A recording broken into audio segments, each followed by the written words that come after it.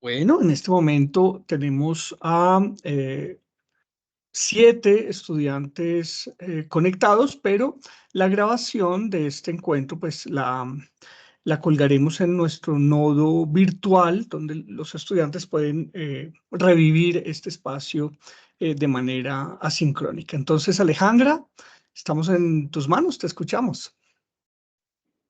Súper, profe. Bueno, hola, buenas tardes, ¿cómo están? Mi nombre es Alejandra Casanova, voy a estar con ustedes el día de hoy.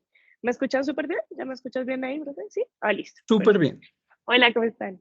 Listo. Solamente tengo una pregunta antes de comenzar. ¿Qué tan participativa son las personas que están acá?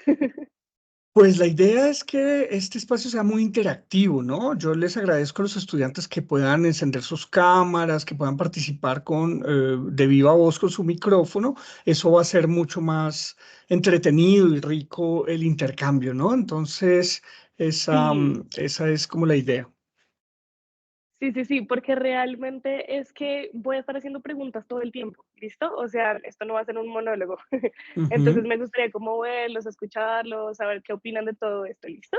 Porque Excelente. realmente de eso se trata el Museo del Oro. Bueno, o sea, el Museo del Oro, esto no es un monólogo, jamás lo va a hacer. Si ustedes llegan, de hecho, a hacer una visita guiada ya, se van a dar cuenta de eso, que nosotros comenzamos solamente con preguntas, porque nosotros no somos guías, nosotros somos animadores pedagógicos, que es una cosa totalmente distinta. ¿Listo? Entonces, voy a empezar a compartir por aquí pantalla. Aquí, espero subo la diapositiva acá. Y listo. Presentación. Ya, compartir.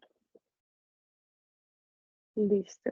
Voy a poner esto aquí a un ladito para poderlos ver. Y ahí pueden ver mi pantalla súper bien. Listo. Perfecto. Yo no la Bueno, veo. Yo, ¿no? yo no la, no, aún no la veo.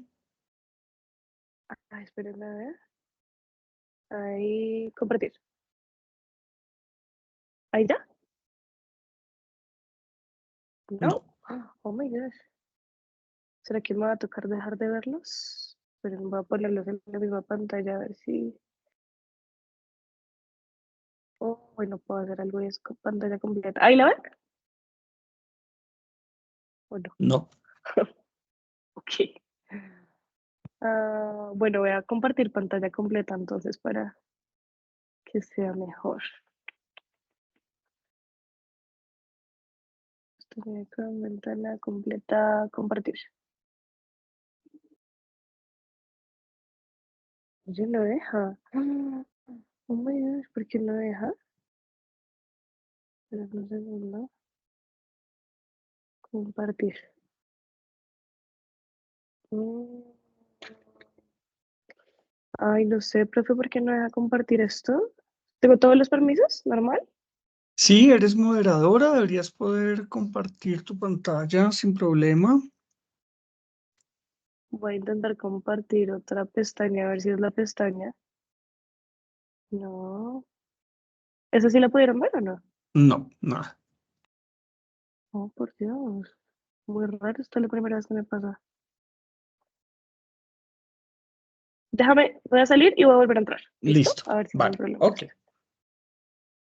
Bueno, pues yo aprovecho estos segunditos para presentarles a Valentina Patiño. Ella es la monitora de la línea de arte y cultura. Entonces, Valentina, bienvenida al equipo. Valentina se está estrenando con nosotros. Y te voy a pedir, Valentina, que estés pendiente de compartir la encuesta de satisfacción cuando vayamos, no sé, cuando falten 20 para las 4 o algo así, que empieces a compartir la encuesta para que ustedes nos puedan contar cómo les pareció este recorrido virtual por el Museo del Oro. Dale, sí, señor. Ahora sí, sí Súper. se Creo que ve. ahí ya se ve. ¿Sí? Ay, qué buena. Sí, Súper. Creo que voy a tener que dejar de verlos, pero les voy a estar como haciendo preguntas. ¿Listo? Entonces, bueno, les presento, bienvenidos y bienvenidas aquí al Museo del Oro. Pregunta súper rápida, ¿alguien ya ha ido al museo alguna vez? ¿El de Bogotá, me refiero? Sí, bueno, sí, ahí veo caras asintiendo. Listo, súper bien. Bueno, les cuento que ese museo es enorme, ¿listo? O sea, eso, yo sé que la gente cree que es nada más una colección chiquita, pero realmente eso es enorme. Son como 3 pisos para arriba, son 3 pisos para abajo, ¿listo? O sea, de hecho, el primer piso no hay nada, solamente está la tienda y el restaurante, pero toda la colección realmente del Banco de la República son 52.000 piezas, ¿listo? ¿Cuál es el objetivo entonces de esta charla? Que yo les voy a dar como un brochazo muy grande para que ustedes cuando puedan ir, ¿sí? O incluso vean la colección que estaba virtual, puedan entender estos elementos, ¿listo? Entonces, si usted no lo conoce, mire, le muestro el edificio. Ese edificio es de los más emblemáticos que existe porque imagínense que este edificio fue el primero que se creó en Colombia para que sea museo, ¿sí? Entonces, aquí una pequeña aclaración. El Museo Nacional fue antes que el Museo del Oro, ¿listo? Pero el Museo Nacional era una cárcel que ellos transformaron para hacer un museo, ¿listo? Entonces es muy diferente, porque si, digamos, si ustedes van al Museo Nacional, se van a dar cuenta que uno se pierde todo el tiempo, ¿sí? Porque es una cárcel, entonces uno no está pensado como para que esté circulando todo el tiempo. De hecho, todo siempre gira en torno a un centro. Entonces uno entra en una sala, vuelve a salir, entra en una sala, vuelve a salir. Por lo mismo, el Museo del Oro realmente no es así. El Museo del Oro está pensado en espiral. Y de hecho, existe un problema muy grande, y es que está basado en arquitectura europea. Entonces, ¿qué termina pasando? Pues que la gente se pierde un montón también en el Museo del Oro, porque todo está pensado hacia la izquierda, ¿listo? No hacia la derecha.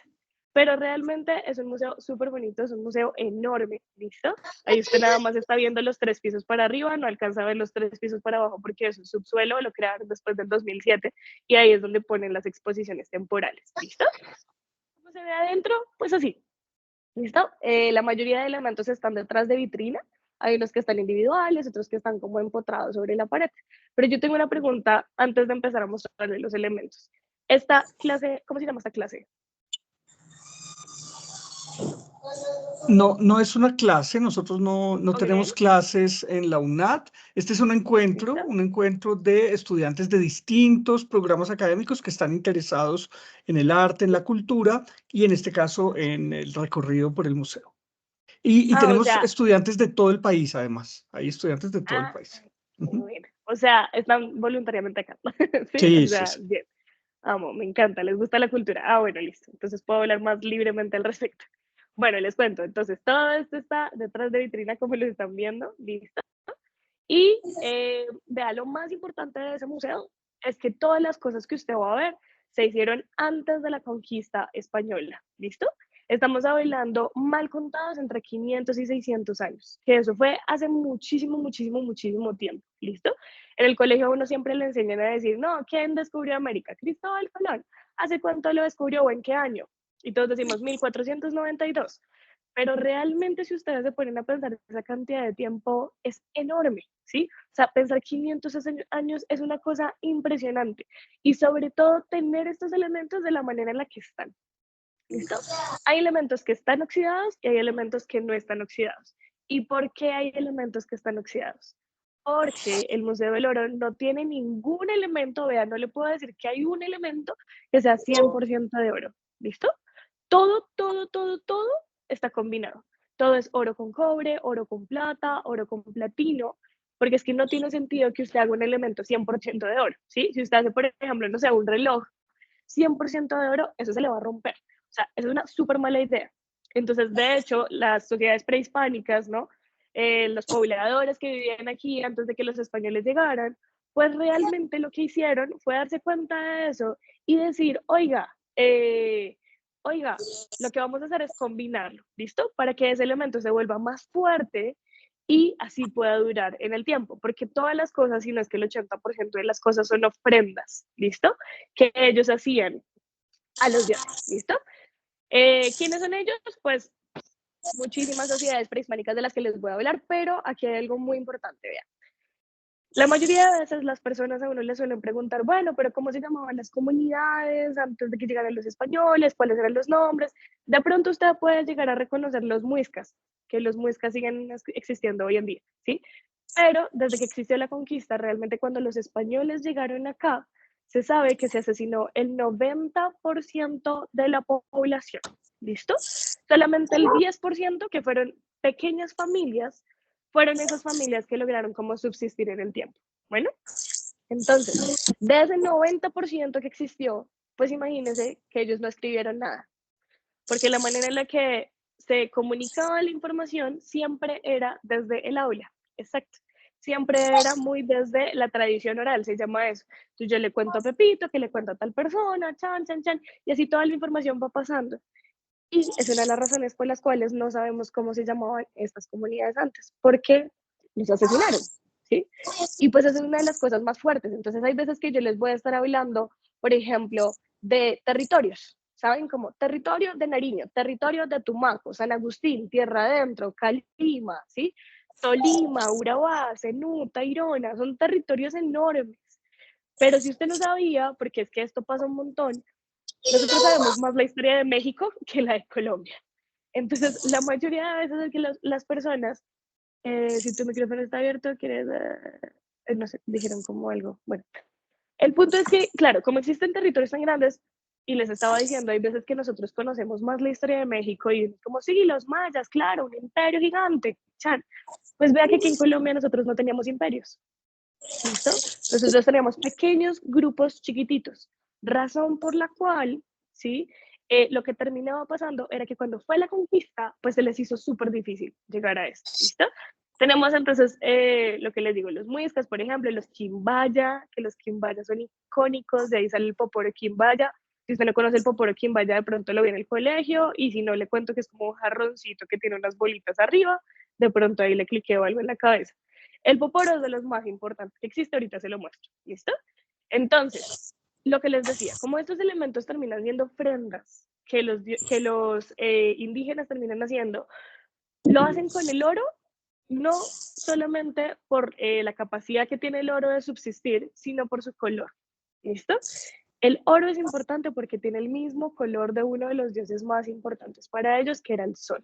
Bueno, por eso es que le hago como esta personificación. ¿Cómo se encuentra el oro? Así como usted lo está viendo a la izquierda. ¿Listo? Eso es un chicharrón. ¿Dónde se encontraba? Esa es de las cosas más importantes porque se encontraba en las montañas. ¿Listo? Ellos se iban a las montañas, al lado de los ríos iban tan rápido que eso le pegaba a las rocas y habían rocas adentro que se encontraban los chicharrones de oro. Y así era como sacaban el oro. ¿Cómo era que subsistían allá? Pues claro, el tema de la altura era un problema, tenían hojas de coca, conchas marinas, ya les explico más a fondo de eso. Pero el hecho de que ellos tuviesen el tema de la hoja de coca y que ellos tuviesen que montarse en la montaña, pues imagínense, piensen en que, no sé, ustedes son los conquistadores, ¿sí? Y llegan acá. Y cuando llegan acá, le preguntan a las personas que están acá, oiga, ¿usted de dónde saca el oro? Y le empiezan a decir, sí, vea, es que hay una planta que usted lo vuelve bolita, se lo pone entre los dientes y entre el cachete, y usted se sube a las montañas, y cuando sube a las montañas, pues, ¿qué termina pasando? Que usted subsiste en el tiempo, pues, ¿sabe? Como que eso suena muy inventado. Y realmente los españoles tenían mucha desconfianza de los indígenas acá. Y por eso es que termina pasando el tema de la leyenda del Dorado, porque ellos nunca terminan de creer en los muiscas, sobre todo aquí en Cundinamarca, siempre que creían que había una ciudad hecha de oro, de donde ellos sacaban el oro, ¿sí? ¿Por qué? Porque es que nosotros siempre tenemos en la cabeza que los indígenas eran comunidades que estaban corriendo en praderas y todos eran felices, y eso es mentira, ¿sí? Los muiscas, de hecho, se sabe, de una de las teorías más fuertes, es que ellos se aliaron con los españoles para poder derrotar otras comunidades indígenas, ¿sí? Entonces, eso es un problema muy grande que existe acá, porque entonces toda esa información que tenemos pues está tergiversada. ¿Qué sí tenemos? Elementos concretos. Mire eso que le estoy mostrando en la pantalla, por ejemplo. Hay elementos que uno ya identifica que son, ¿sí? O sea, usted no necesita Alejandra Casanova para entender que eso es un pájaro, ¿sí? Pero sí necesita Alejandra Casanova para entender que eso tiene un hueco en la parte de abajo, porque eso se encaja a un palito, a un bastón, se llama eso, un bastón de poder. Bueno, entonces, hay elementos que se han encontrado en acuarios funerarios, o sea, la manera en la que ellos enterraban a las personas. Y a la izquierda, usted está viendo lo que son narigueras, que se ponían en la nariz, ¿listo? Tanto vivos como muertos, ¿listo? ¿Preguntas hasta ahí? ¿Alguien tiene preguntas hasta ahí? ¿No? Listo, súper. Entonces, hay elementos que son supremamente complejos, como ese que le acabo de mostrar. Realmente, el de la derecha, es una representación de una águila arpía, que la águila arpía es de las aves insignia de aquí de Colombia. Son enormes, enormes. Se puede identificar por el plumaje que está en la parte de arriba, ¿sí? Pero no solamente ellos cogían una pequeña parte del cuerpo de esta persona, sino que había veces que cogían toda la personificación, todo el cuerpo de esta persona, ¿sí? O del animal, perdón. Y terminan haciendo elementos como lo que están viendo a la izquierda. Ese, de hecho, es una pechera y se pone, ¿listo? Obviamente en el pecho, ¿no? El tamaño de eso, vea, es casi como el pecho normalito. Yo mido 1,60, soy chiquitita, pero es más o menos así, ¿listo? Es de unos 20-25 centímetros, ¿listo? Y usted puede ver igual que son en la cabeza del pájaro, las alas, la cola, ¿sí? ¿Y por qué estamos hablando de animales y no estamos hablando de personas? Porque vea, si usted entiende eso, entiende todo el museo. Las personas que vivían acá se daban cuenta que en esta tierra no estaban solos y solas, sino que estaban compartiendo todo el tiempo con los animales. Y no solamente eso, que nosotros como humanos todo el tiempo estamos aquí pegados a la tierra, ¿sí? Pero realmente los animales no. Los animales pueden hacer muchas acciones que de hecho los humanos no podemos hacer, ¿sí? Por ejemplo, las aves pueden volar, ¿no? Por ejemplo, los peces pueden nadar súper hondo, ¿sí? Las serpientes, veneno, ¿sí? Al igual que los sapos. ¿Qué terminan haciendo en medio de esta ceremonia las comunidades indígenas? Que quieren hacer eso. Ellos siempre quieren llegar a volar, ellos quieren irse súper hondo en el agua. ¿Pero por qué? Porque es que para ellos este mundo de la mitad no era el único. Habían mundos para arriba y mundos para abajo, porque ellos consideran que todo el universo se está expandiendo constantemente. Y los animales podían acceder a esos mundos según ellos. Por eso es que terminan haciendo ofrendas con forma de animales, porque ellos quieren coger esa esencia, ese entre comillas poder para poder moverse a estos mundos. ¿Quiénes están en estos mundos? Pues los ancestros, ¿sí? Los dioses. Ese es el objetivo de todo esto. Por eso, miren, a la izquierda una garza, ¿sí? A la derecha eso es una cucha, eso es un pececito que nada súper cerquita de la tierra. Y una de las cosas más lindas de las cuchas es que cuando ustedes la sacan del agua, uy, la ponen así contra el sol, pues si quieren puede googlear, no le estoy mintiendo, cuando se saca la cucha del agua, usted le puede ver unas manchitas, ¿sí? Entonces, ellos creían que era el jaguar del agua, la cucha, ¿listo? El jaguar era de los animales más importantes, que es amarillo con negro, ¿no? Claramente. Aquí, spoiler alert, todo lo que es amarillo era importante, ¿sí? Porque era parecido al sol y usted estaba siendo designado para ser muy parecido al sol. Por eso se lo ponen en el cuerpo, porque querían ser designados del sol. ¿Listo? Elementos como estos de la izquierda, vean. El que está bien a la izquierda, a esto se le llama un pez alado. ¿Listo? Entonces es un pez y una ave al mismo tiempo. Entonces yo no solamente quiero ser un pez para nadar hondo, irme a los mundos de abajo, sino que también quiero volar como las aves para ir a los mundos de arriba. ¿Sí? Y terminan haciendo, esto depende de las comunidades, estos por ejemplo son del Tolima, y aquí en la derecha hay otros elementos del Tolima que son muy importantes. Vea, le voy a contar algo que pasa en mi trabajo todos los días. Alguien siempre llega preguntando, niña, ¿dónde están los aviones? Y nosotros como, bueno, no tenemos aviones, sí, pero tenemos peces alados. Eso que usted está viendo son peces alados, ¿listo? Alrededor del Museo del Oro, claramente esto se inició en 1968, imagínense, esto es súper viejo este museo, por eso es que termina siendo uno de los más importantes de Colombia. Eh, Se han creado muchas teorías alrededor de eso, e imagínense que los estadounidenses hicieron hace no tanto un programa que se llama Alienígenas Ancestrales, y en Alienígenas Ancestrales hay un programa, de hecho, sí, como un capítulo en el que dicen que ellos cogen un pez alado del Museo del Oro, no es real. Muestran el pez alado, de hecho, esa pieza no existe. Nosotros no tenemos dentro de las 52.000 piezas un pez así. Y lo que ellos hacen es coger esto y escalarlo, así, pero escalarlo en una magnitud tamaño avión, ¿listo? Se van a un cliff, a una montaña, así como sí, al final de una montaña, a un risco, y lanzan este elemento. Cuando lanzan este elemento, pues ¿qué creen que pasa? Pues que vuela, ¿sí? Y como vuela, pues para ellos es como, uff, estas personas estaban haciendo lo que nosotros conocemos como lo primero de los aviones, ¿listo? Pero recuerden que esto no lo están diciendo suramericanos, esto lo están diciendo norteamericanos, ¿listo? Aquí les hago una aclaración, esto yo sé que la gente a veces se puede reír, pero realmente a veces es necesario. Nosotros estamos en América del Sur y hablamos español porque ¿quién nos conquistó? Los españoles, ¿no? En América del Norte, gran parte de la población habla en inglés. ¿Y por qué? Porque los conquistaron los ingleses, ¿listo? Estamos hablando entonces de que existieron dos conquistas distintas. Y esta conquista está hablando de esta conquista, ¿listo? Los estadounidenses están hablando de la conquista de América del Sur.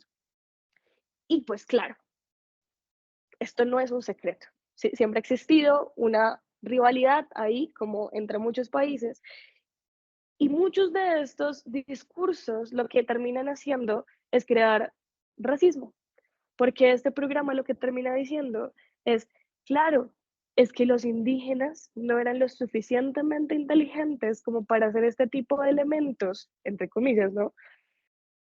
Seguramente se los tienen que mandar los alienígenas, por eso se llama alienígenas ancestrales, porque es un documental que ellos dicen, estos elementos fueron mandados desde los alienígenas hasta acá para que nosotros como sociedad pudiésemos avanzar. Si usted cree en los alienígenas o no, lo super respeto, yo no estoy diciendo si los alienígenas existen o no, yo estoy diciendo que yo soy historiadora del arte, sí, maestra en artes plásticas con énfasis en arte prehispánico y considera que esos elementos los hicieron personas que vivieron acá, porque esas personas que vivían acá hacían cosas demasiado impresionantes, como todo esto que le estoy mostrando, ¿sí? Esto no lo hace cualquier persona. Las personas que lo estaban haciendo, de hecho, se llamaban orfebres, ¿listo? Personas que solamente se dedicaban a hacer eso en sus vidas. Ese era el rol de estas personas, ¿sí? Y si usted tiene la cantidad de tiempo para poder manejar un elemento como él, o es el oro, ¿sí? Con los hornos que existían acá, pues claro que va a terminar haciendo elementos tan impresionantes como estos, ¿sí? ¿Dónde se encontraron todos estos elementos? Pues en ajuares funerarios. Entonces, cuando alguien fallecía, lo que hacían los indígenas era, bueno, habían dos maneras. Una era el ajuar funerario y era coger árboles, cortar la parte de abajo, la parte de arriba, extraer todo lo de adentro, poner el cuerpo de la persona que acabó de morir, que generalmente eran caciques y cacicas, líderes políticos, listo, que pueden ser masculinos o femeninos, ponían el cuerpo adentro y muchos elementos de oro, como lo está viendo ahí, ¿sí? Les ponían coronas, a los lados usted está viendo orejeras, en la mitad usted está viendo una nariguera, una pechera, ¿sí? Un brazalete, muchos elementos que lo que buscaban era mandar información para que esta persona llegase a alguno de los mundos que le hablaba ahorita, ¿listo? Los indígenas enterraban esto hace 500 años. Pasó la conquista, saqueo impresionante de oro, ¿sí? Pero no todo fue saqueado por España. De hecho, para 1800 y para 1900 aquí en Colombia nosotros tuvimos y seguimos teniendo un problema muy grande con los guaqueros, con la guaquería, que son los saqueadores de tumbas. ¿Listo? Entonces, personas que se dieron cuenta que los españoles no se habían robado todo, entonces que tenían que buscar esas tumbas. ¿Dónde estaban esas tumbas? Vea, en las lagunas, bueno, hay veces que lanzaban el mismo elemento a la laguna, en las cuevas, debajo de la tierra. Entonces los guaqueros lo que buscaban era sobre todo los que estaban debajo de la tierra. Abrían esos sarcófagos, sacaban todos los elementos de oro, los derretían y los sacaban del país. Claramente eso es un problema muy grande, ¿sí? Para Colombia. Y nosotros no teníamos, recuerda que estoy hablando de 1800, nosotros no teníamos una ley que protegiese estos elementos. ¿Por qué? Porque realmente eran elementos que se estaban encontrando personas en sus fincas. Entonces, ¿quién les iba a decir a ellos que eso no les pertenecía? Entonces, lo que hizo el Banco de la República fue decir, vea, como el gobierno no está creando leyes, yo como Banco de la República, que soy la persona que maneja el dinero y la economía aquí en Colombia, voy a empezar a comprar esos elementos. El 80% de las cosas que están en en el Museo del Oro del Banco de la República son compradas. ¿Listo? Compradas por la desesperación de que eso no termine hacia afuera. Solamente el 20 llega después de 1991. En 1991 tenemos nuestra Constitución. Y en esa Constitución hay una ley que se llama la Ley de Patrimonio. Esa ley es larguísima, pero hay una parte en la que dice que cuando usted compra un terreno aquí en Colombia, usted no está comprando todas las capas de la tierra. Usted solamente está comprando la primera capa de la tierra. Desde la segunda capa de la tierra, de su terreno, cual sea el precio que usted haya pagado por eso, le pertenece al gobierno colombiano. Entonces, lo que usted encuentra en su tierra, lo que debería sería llamar y decir, oiga, me encontré algo en mi tierrita, quieren venir a verlo para ver qué tan antiguo es este elemento y si pertenece a esta época de la que estamos hablando. ¿Listo? 500 años, 600 años, a 2500 años que vivieron ellos aquí solos. ¿Tienen preguntas hasta aquí o todo perfecto? Perfecto, perfecto. Listo, perfecto. Entonces, ajuares funerarios, por ejemplo, de la izquierda es de los Calima, ya les voy a empezar entonces a lanzar nombres de territorios, de comunidades. Calima, que de pronto usted ha escuchado de Cali, ¿listo? Eso es un territorio arqueológico en el que se encontraron muchísimos elementos que hace el museo en términos de museología, pues coger muchos elementos y situarlos dentro de una misma vitrina para entender cómo se veía.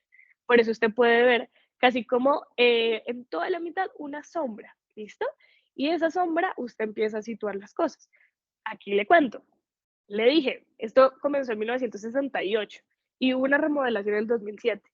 Antes del 2007 lo que hacían era coger maniquí, y ponerle estos elementos al maniquí. Claramente es una manera totalmente distinta de mostrar estos elementos. Después del 2007 crearon estas difuminaciones y como estas difusiones para que la gente entendiese dónde iban los elementos. Y entonces, ven, la parte de arriba es la corona, lo que le están saliendo como las lineecitas. A los lados están las orejeras, que de hecho usted está viendo como un circulito súper chiquitito. Y a ese circulito le cuelga algo más y luego le cuelga algo más, ¿sí? Esas son orejeras, que de hecho el primer circulito es una expansión, eso iba dentro del lóbulo. Cuando usted lo vea en la vida real, realmente eso es muy grande, es casi como cuando usted le da el círculo a su mano, o sea, si usted hace esta acción, ese es el diámetro de esa expansión, es impresionante. La nariguera, que es súper grande, también si se dan cuenta, es como una sonrisa. Tiene unos pequeños huequitos en toda la mitad. Una pechera, que si se da cuenta tiene como una forma de corazón. Y esto es importante. No sé si usted sabía, pero en el Museo del Oro, vean, un mal día que le vaya a ese museo, le van 2000 personas. Un mal día, de verdad. Un buen día a ese museo le van 10.000 personas. Yo el día que más he vivido fue un domingo y fueron 12.000 personas. No les cabía a nadie. ¿Sí? Claramente todas las personas que van vienen de diferentes partes del mundo. Claro, existe un gran número colombiano, sobre todo impulsado desde los colegios, pero también un gran número extranjero. Y dependiendo del contexto donde uno ha vivido, ve los elementos de manera distinta. La mayoría coincide en que esa pechera es una forma de corazón, ¿sí? Entonces no tiene mucha ciencia, uno dice, sí, un corazón, ¿dónde me lo pongo? Pues en el corazón, pero recuerde que estas personas vivían de una manera distinta. Y nosotros estamos viviendo después de la conquista. Nosotros ya tenemos un pensamiento, mal que bien, pues inculcado de otras culturas. Imagínense que tenemos tantos elementos así, aquí sí de pronto sí necesito que me vea mi cara y no la pantalla de la presentación. Imagínense que dentro de todas las pecheras que existen, que en el museo solamente caben 8000, cada vez que se examina una, se encuentra un elemento más para poder entenderla. Me explico. Esa, por ejemplo, tiene forma de corazón al igual que esta. Y luego tenemos otra que tiene forma de corazón y tiene huecos a los lados. Y luego se encuentra otra que tiene forma de corazón, huecos a los lados y cabezas. ¿Listo? Entonces ahí uno ya puede entender de pronto que la manera en la que estamos viendo las cosas pueden ser muy distintas. ¿Sí? Esta pechera, como les decía, es de los Calima. Y muchas de las pecheras que existen de los Calima tienen esta misma con cabezas. Entonces una de las teorías es que esa figura no era un corazón, sino que era la representación de las alas y la cola de las aves. ¿Listo? Por eso le digo, dependiendo del contexto donde usted venga, lo va a ver de manera distinta. Y eso es muy importante y eso es muy valioso. Y para eso estamos aquí. Y por eso me parece muy chévere que hayan varias personas dentro de esta misma videoconferencia. ¿Qué también se encuentra dentro de esto? Pues miren, eso que está arriba que parece un cocodrilo, eso también de hecho es un bastón de poder. ¿Listo? Ese claramente es una escala un poco más chica. El de abajo también, la garza que ya la había visto, eso también es un bastón de poder. Y a la derecha usted está viendo un bastón de poder de madera. ¿Listo? Con un palillo para poporear. La segunda opción, realmente para llegar a enterrar a los caciques o cacicas, era la momificación. porque sí, aquí se momificaban a las personas. Era de una manera muy distinta a la egipcia, que es generalmente la que nosotros reconocemos hasta ahora. Pero la momificación que existía aquí, sobre todo, era tratar de preservar todo el cuerpo. Pregunta aquí para el que quiera responder. ¿Qué sabemos de la momificación egipcia? ¿Qué se les viene a la cabeza cuando yo les digo una momia egipcia? Tutankamón, Pueden escribir si quieren y yo lo leo. Tutankamón, súper bien. Ajá. ¿Y cómo estaba enterrado Tutankamón? forma horizontal, los brazos plegados a la altura del pecho, se le extraían los órganos, el cerebro, se guardaban Ajá, en los tarros funerarios, y se usaban sustancias ajá, para, sí, como embalsamadoras, para preservar el cuerpo. ajá. En un sarcófago. Súper bien. O sea, en un sarcófago, claro, eso está cerrado, ¿sí? Entonces, o guardado, ¿no? Súper bien, Ricardo, gracias. Súper bien. O sea, realmente nosotros siempre estamos viviendo esa manera. Ay, que están diciendo algo, esperen que los voy a leer.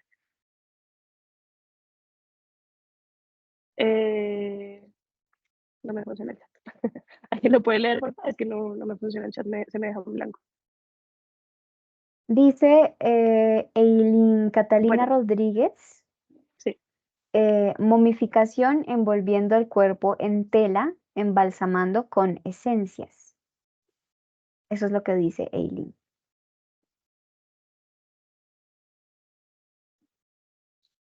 Súper, gracias Valentina.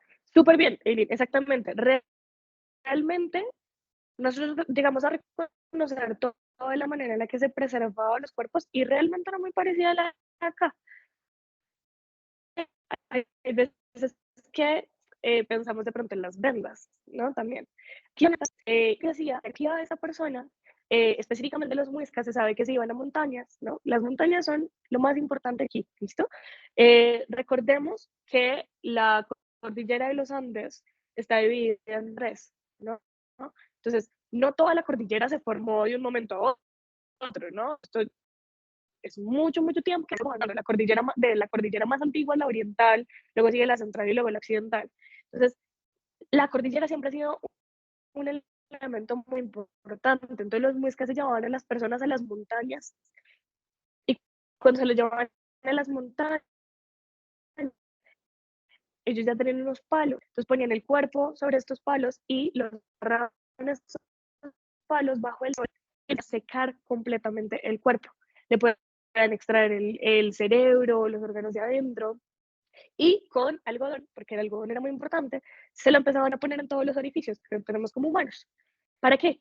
Para preservar a esa persona, la esencia de esa persona. Ese es el objetivo, que pueda mantener a esa persona con usted más tiempo, ¿sí? Porque recuerden que los caciques, que era a los que generalmente se hacía esto, los caciques y cacicas, que era lo que generalmente se les hacía esto, eran personas que eran casi que deidades, ¿listo? Casi. Entonces, lo dejan secar, le sacan todos los elementos, lo bajan, y cuando lo bajan, lo ponen en una posición que se llama persona canasto. ¿Qué es la persona canasto? La persona canasto, bueno, me voy a ponerles. La persona canasto, ojalá aquí conmigo, era que usted tenía que poner las piernas así dobladas, los brazos así doblados, y aquí en toda la mitad usted tiene un hueco, ¿sí? Un hueco de aire, porque esto, claro, es una canasta, usted está haciendo un canasto con su cuerpo, y aquí adentro lo que ellos hacían era poner un cuenco, un totumo, ¿sí? Que es esa fruta que es seca, que cuando usted la parte por la mitad parece como una semiesfera. Entonces, la pone ahí y adentro se ponían todas las ofrendas. Y adentro de todas esas ofrendas, intentaba como que todo el cuerpo les espichara. Y esta momia que usted está viendo ahí, de hecho, está totalmente como sellada, como apretada con unas cuerdas. Entonces, las manos las tiene así, ¿sí? Sí, como un calabazo, exactamente, como un calabazo. Entonces, se le pone las manos así, claro, y aquí pasa una cuerda, otra cuerda en todo el y otra cuerda aquí en zonas, ¿listo? De pronto, si usted tiene la posibilidad de alguna vez ir al museo y verla, maravillosa, pero la mayoría de personas sí creen que fue un sacrificio, que hubo sacrificios aquí, claro que sí, pero ya vamos a hablar de eso. Pero a esto se le llama persona canasto, que tenga las manos así no significa que lo hubiesen asesinado porque ya se le hizo la inspección al cuerpo. Y después de ponerlo así se les pone una manta, ¿listo? Esa manta, de hecho, de esta momia, que se sabe que era un hombre más o menos entre 30 y 35 años, es una manta que tiene como extractos de lo que es lana, o sea, está hecha de lana. Y nosotros no teníamos ovejas antes de la conquista. Aquí le voy a decir algo importante. A nosotros siempre la historia nos la han contado desde los buenos y los malos, ¿listo? Y yo soy cero partidaria de contar la historia de esa manera. ¿Por qué? Porque claramente si existe un genocidio muy grande aquí, eso no lo vamos a poner en tela de juicio, pero también es cierto que por la conquista existieron muchas cosas que actualmente nosotros seguimos beneficiados. No sé, si usted me dice cómo haya, no sé, lo que usted haya almorzado el día de hoy, seguramente habrá un arrocito por ahí, ¿sí? Aquí tenemos arroz. Desde antes, si usted me dice, no, es que me comí una bandeja paisa, ya, es la paisa, entonces hay carne molida. Nosotros no teníamos vacas antes de conquista, ¿sí? No, pero Alejandro, yo me comí fue un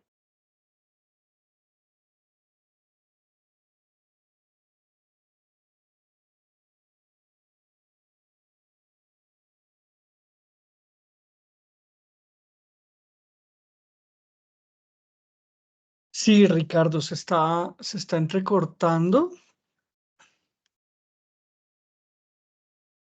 Creo que se le cayó la señal a Alejandra. Bueno, ¿cómo les ha parecido hasta ahora este recorrido? A mí me han surgido algunas preguntas para Alejandra. No sé, ¿qué les parece? ¿Qué comentarios tienen hasta ahora?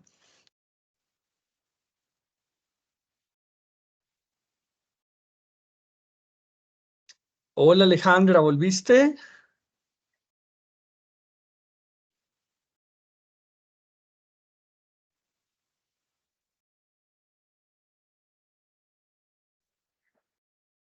Yo no escucho a Alejandra, ¿ustedes la escuchan?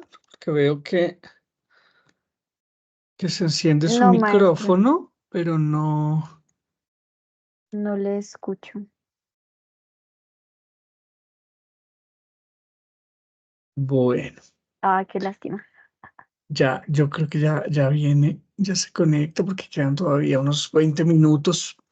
Habíamos acordado que hasta las 4. ¿Qué les ha parecido? ¿Qué comentarios hay hasta ahora? Eh, Adelante, Valentina. Ujú. A mí me intrigó bastante lo de las figuras femeninas de poder, las cacicas, Ajá. porque sí había habido algo de esto, pero las tenía más como guías espirituales de estas comunidades y no tanto como una figura de poder política. Entonces me gustaría saber algo más de eso. Y muy interesante, por supuesto, todo lo que nos cuenta, de Sí, esta muy, manera muy chévere. tan dinámica. Muy chévere, ha estado Muy muy, bien. muy chévere. Alejandra, ¿ya nos escuchas? ¿Me Nosotros escuchan no, ustedes a tienes. mí? Ahora sí, ahora sí.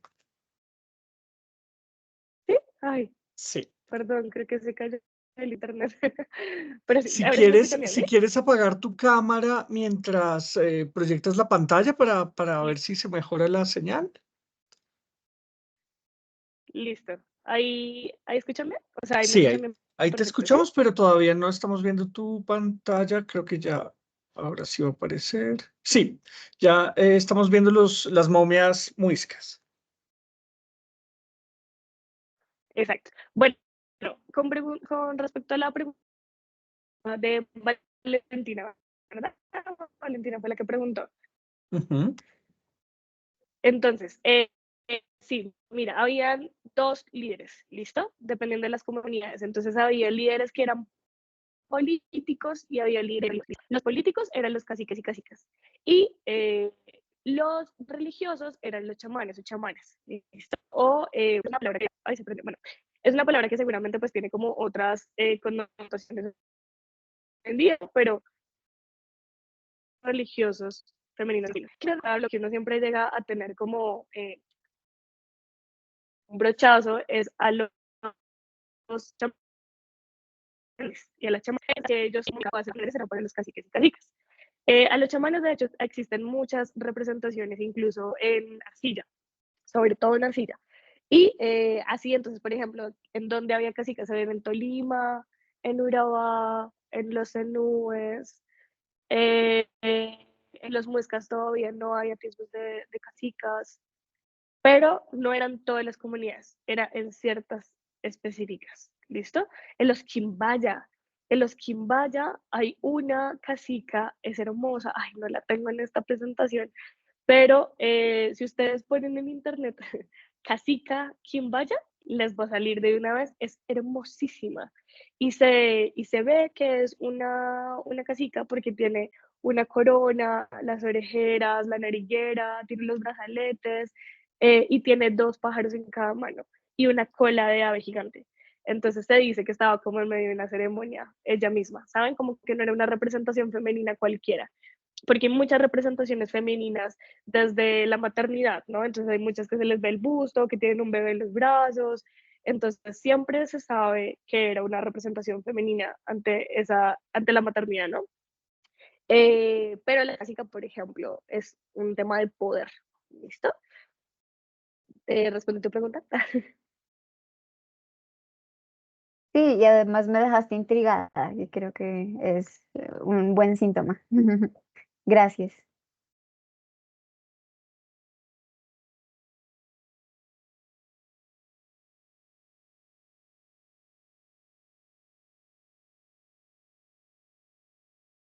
Alejandra, ¿estás?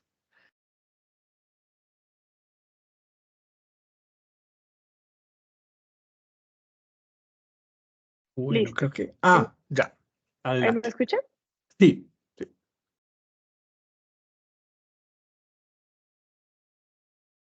Sí. ¿Pregunta o ahí vamos bien?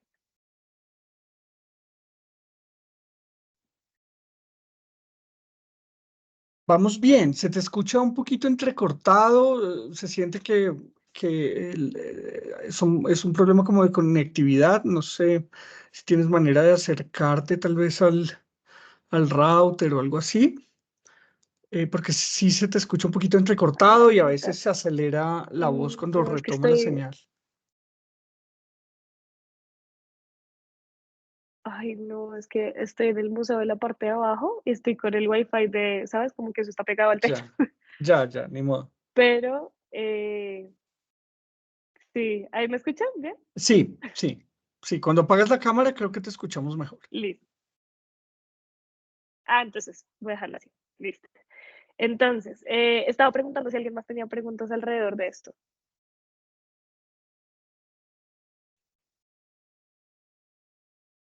Pues no propiamente alrededor de esto, Alejandra, pero sí me gustaría de pronto conocer tu opinión acerca de un tema, digamos, que tiene que ver con el patrimonio cultural nuestro y pues que de alguna manera el museo seguramente está involucrado y tiene tal vez más información que nosotros y es acerca de el Galeón San José, ¿cierto?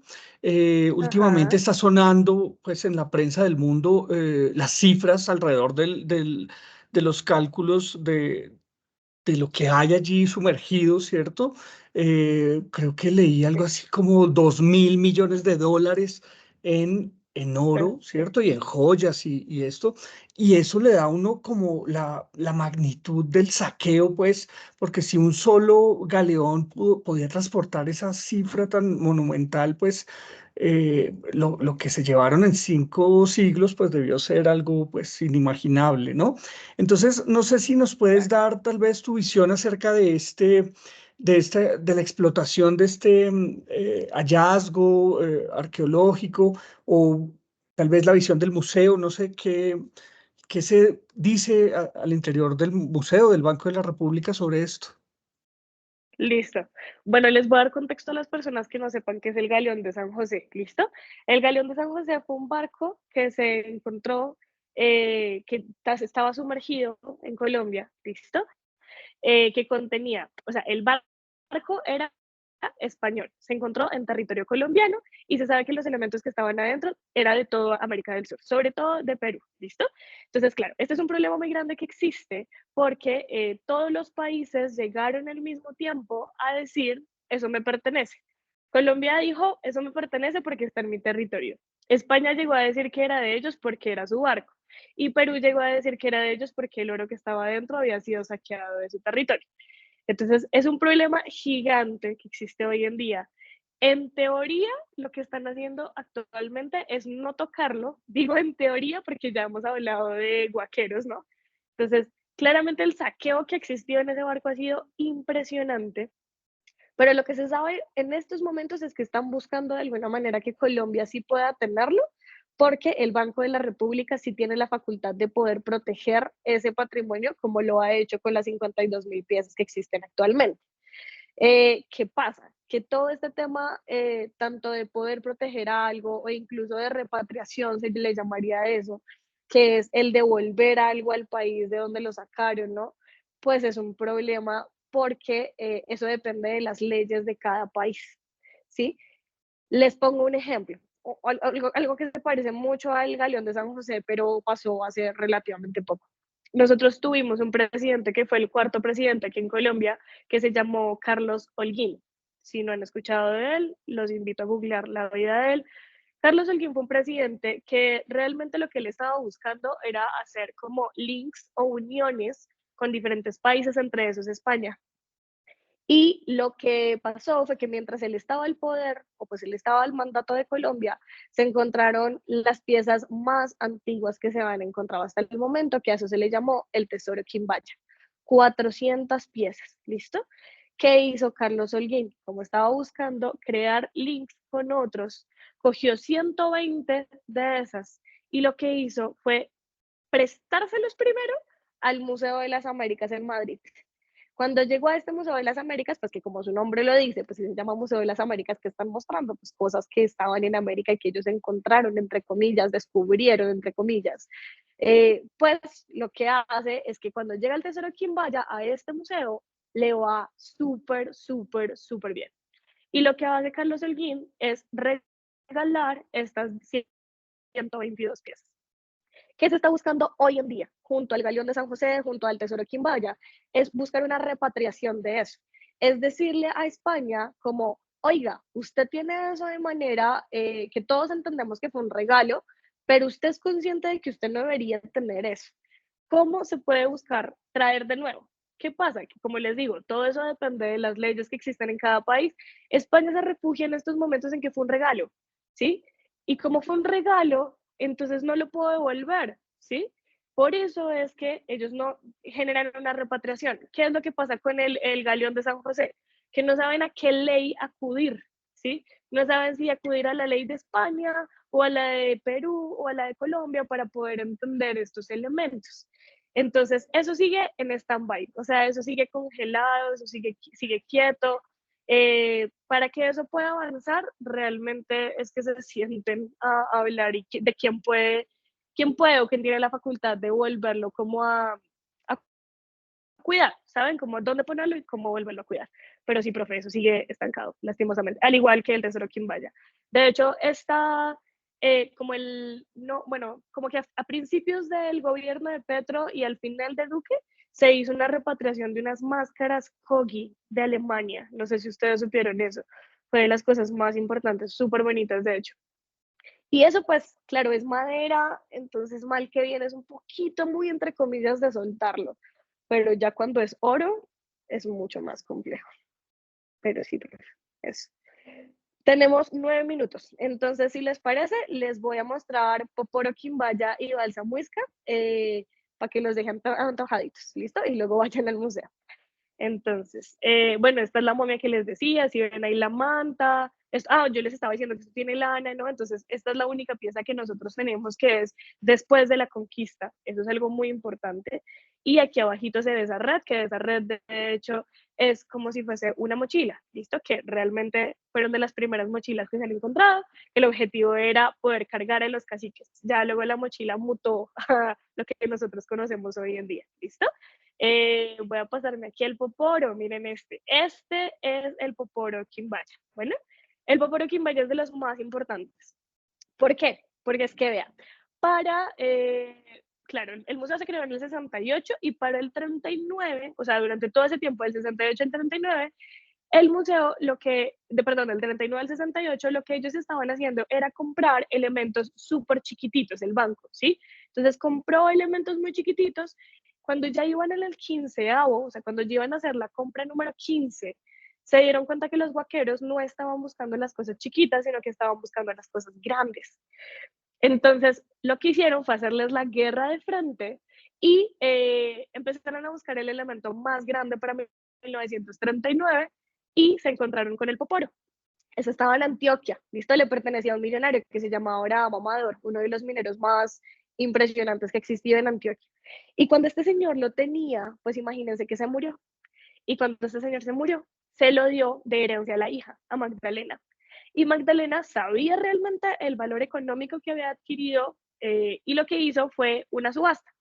Entonces dijo, vea, vamos a comenzar en 1.500 pesos oro, que aquí le cuento, hay una diferencia muy grande cuando uno dice 1.500 a 1.500 pesos oro. Pesos oro significa que usted tenía que tener esa cantidad de oro en el banco, ¿listo?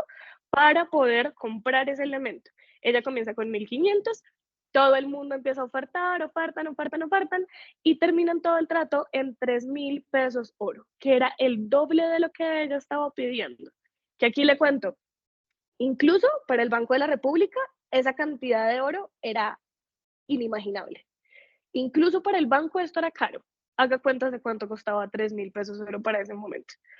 El banco lo compra realmente más por educación, porque educación le termina diciendo, si usted no lo compra, eso va a terminar afuera del país o va a terminar derretido. Entonces, cómprelo. Chun, lo compran. Y cuando lo compran, lo meten al sótano del Alfonso López, un edificio que queda por allá en la Jiménez, en el centro. Eso estaba dentro de la sala de juntas de los del Banco de la República. Si eso estaba en un sótano, pues imagínese quién podía verlo.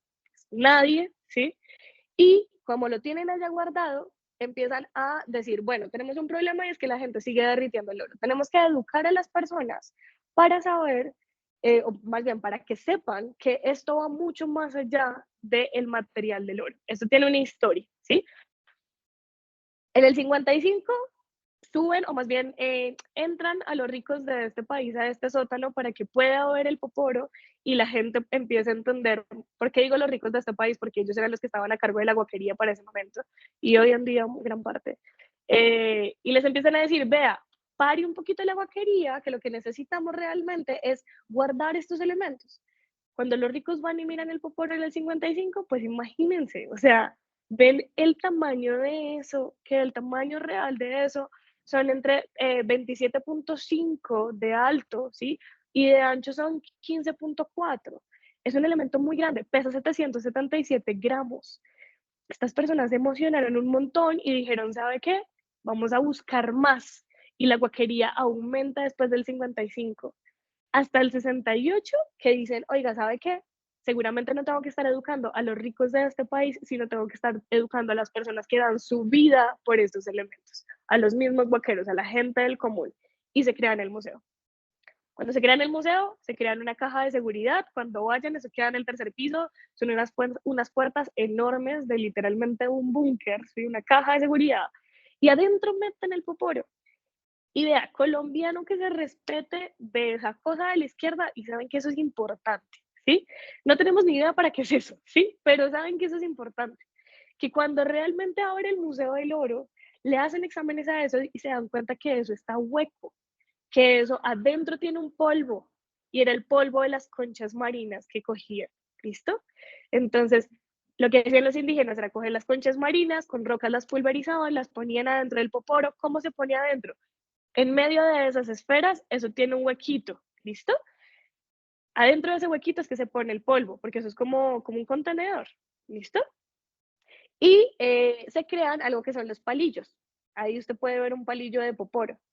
Entonces, ese palillo lo que se le hacía era chupar la punta del palillo, ponerlo adentro del huequito para que el polvo se pegara a la saliva y así poder extraer el polvo y ponérselo en la boca con la hoja de coca.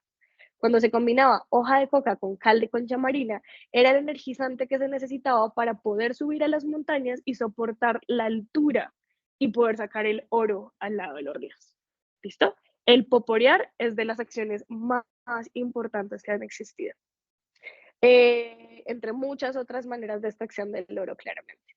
Y por eso es que el poporo termina siendo de los elementos más importantes que existe, junto a esta de acá, que se llama la balsa muisca. ¿Listo? Que la balsa muisca es hermosísima, si la pueden ir a ver, de verdad es muy bella. Si usted la está viendo en su pantalla, seguramente la está viendo más grande de lo que realmente es en la vida real, porque es muy chiquitita, chiquitita, chiquitita, ajá. Es muy chiquitita. Pero lo impresionante de esto es que fue hecha con cera perdida. Y la cera perdida es un proceso en el que ellos cogían la cera de las abejas. E imagínese que eso que usted está viendo en la pantalla lo hace solamente con cera, como si eso fuese plastilina. ¿Listo?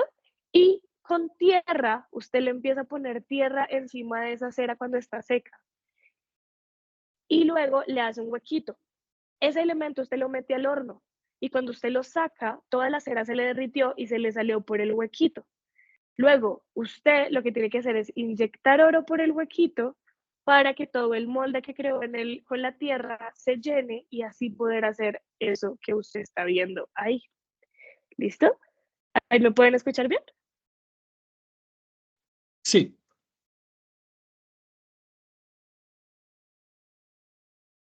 Sí, Alejandra, te escuchamos bien.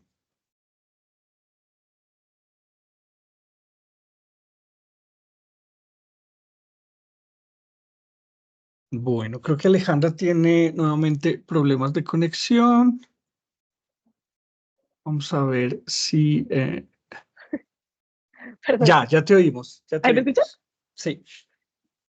Listo. Entonces, realmente lo que es importante de la balsa es que es una fundición de oro, solamente una fundición de oro. Y es 80% oro y 20% de cobre. ¿Listo? Entonces, con eso voy a dejar de compartir pantalla y poder responder las preguntas. ¿Sí? Esperen, ¿me están escuchando bien? Sí, sí. Yo tengo una pregunta y es respecto a qué dicen todos estos artefactos de oro y ¿Ahí me todas escuchan bien? ¿Ahí estas. me escuchan bien?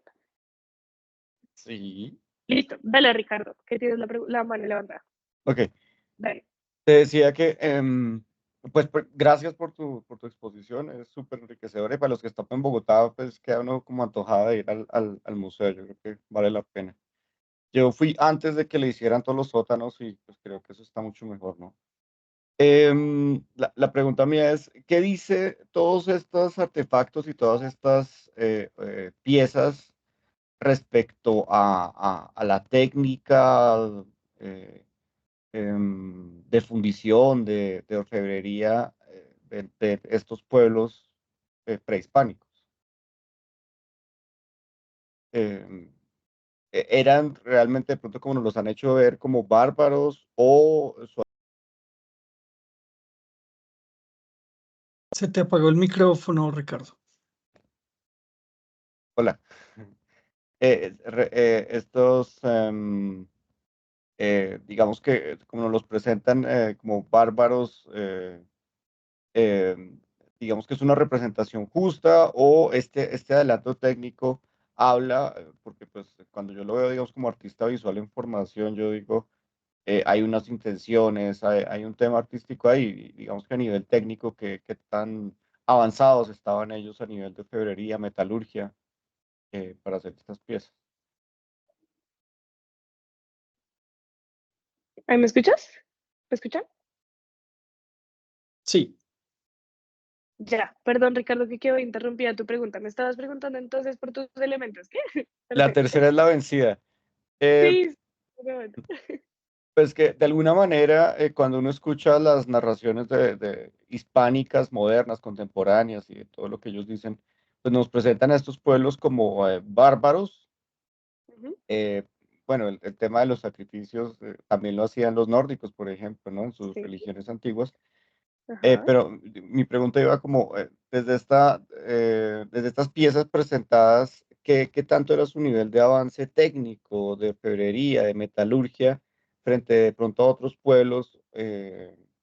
Y si podemos verlos como realmente bárbaros o si eran unas civilizaciones que iban en su proceso civilizatorio propio, ¿no? Avanzadísimo. Claro, Ujú. es que era así, realmente todas las comunidades que existían acá. De hecho, muchas de las técnicas en términos de orfebrería se siguen utilizando hoy en día en la ingeniería, porque es que la manera en la que ellos hacían las cosas era una cosa impresionante. La técnica de cera perdida es una de las técnicas que se utiliza incluso en fundición de las cosas más impresionantes. Los calados que ellos hacen, los calados es cuando no le hace huecos a un elemento internamente, ¿sí? Hay una cosa que se llama la sinterización, que la sinterización es poder combinar oro y derretir el platino y que el oro y el oro y el platino se unan al mismo tiempo, que eso es una historia maravillosa. A mí me encantó cuando yo estaba estudiando historia del arte, porque imagínense que el platino se podía derretir con hornos. O sea, los indígenas aquí hacían unos hornos con arcilla, ¿no? Con tierra. Y ellos lograban mantener el calor a punta de soplar, ¿sí? A punta de unos pitillos larguísimos que ellos tenían y soplaban para poder mantener la candela adentro y que el platino se pudiese derretir, ¿no? Y a lo máximo que podían llegar, porque es que el platino no se necesita un punto de fundición que es como de 1500, 1300, una cosa así. eh, lo que lograban hacer era hacer como bolitas de platino que cuando las combinaban con el oro abrazaba el platino y podían hacer a esto que se les llama sinterización. Cuando llegan los españoles, ellos no sabían cómo derretir el platino. Lo que hicieron fue coger los hornos de aquí, llevarse a orfebres de aquí a España para poderles enseñar cómo derretir sus propios minerales y materiales que tenían allá. Entonces, realmente la manera en la que se ha utilizado la ingeniería aquí ha sido impresionante. O sea, las civilizaciones aquí, es súper cierto lo que tú estás diciendo, Ricardo. O sea, la mayoría de veces uno escucha sobre las comunidades indígenas y hay gente que le tiene miedo, ¿no? Que piensan en esto de los sacrificios humanos y es como, no, es que los españoles los estaban salvando porque realmente toda la conquista siempre estuvo permeada por eso, ¿no? Como los estamos ayudando a que ellos dejen de matarse. Y eso es una mentira. De hecho, las gairas, que a eso se le llaman los sacrificios humanos acá, las gairas eran de esas ceremonias que eh, incluso las comunidades indígenas hoy en día dicen que esa persona tiene que ofrecerse también, o incluso tiene que ser una persona que había nacido para eso también, que no estoy excusando sí, como todo ese tema, solamente que eran maneras distintas de vivir. Y uno tiene que ser también consciente de que era otra manera de vivir, y era la manera en la que hacían los sacrificios, ¿no? Que por eso era que lo que les estaba diciendo, es la razón por la cual el Museo del Oro existe. Pero claramente eran comunidades que seguían avanzando todo el tiempo.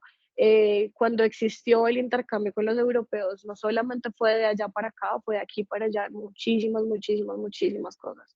Pero sí es una lástima, es una lástima, creo que por eso la arqueología y la antropología tienen que ser estudios que se sigan todo el tiempo avanzando para poder entender cómo era que las personas antes vivían y así nosotros también poder coger eso y seguir avanzando nosotros en nuestro propio proceso. Porque mal que bien, esto se lo digo todo el tiempo a los niños, mal que bien este museo lo que intenta es crear una identidad en las personas, ¿sí? Que la gente deje de tener esa necesidad de ser europeo, esa necesidad de ser norteamericano, ¿sí? Y eso es lo que hace el museo, intentar decir como, oiga, vea usted de dónde viene, ¿sí? Vea lo que se hacía, vea cómo se derretían las cosas, cómo las personas vivían, cómo se vestían, ¿sí? Y entender que nosotros venimos de ahí también y que eso es lo que tenemos que proteger, que el museo no se protege porque son un montón de artefactos de oro, porque el oro es inútil, literalmente es inútil. Ahora para muchos métodos de energía se utiliza, pero realmente por lo que se busca es como guardar esa historia y que esa historia sea contada por muchas más generaciones y que se siga intentando guardar todo eso. Porque hay mucha información que no sabemos. Lo que les dije, mucha información que no sabemos y ese es el objetivo, intentar tenerlo. ¿Listo? Haga historias del platino, maravilloso. Ajá, muchas gracias. Listo. Listo, profe, creo que ahí estamos, ¿verdad? Sí, Alejandra, muchísimas gracias. Ha sido muy, muy interesante este recorrido, tu presentación, el dinamismo de la charla. Muchas gracias. Yo, quisiera tomarme unos minutos para contarle a los asistentes que de hoy en 8 no vamos a tener encuentro. Los viernes culturales virtuales no los vamos a tener en 8 días, pero sí en 15. En 15 días seguimos con este ciclo de recorridos por el Museo del Oro.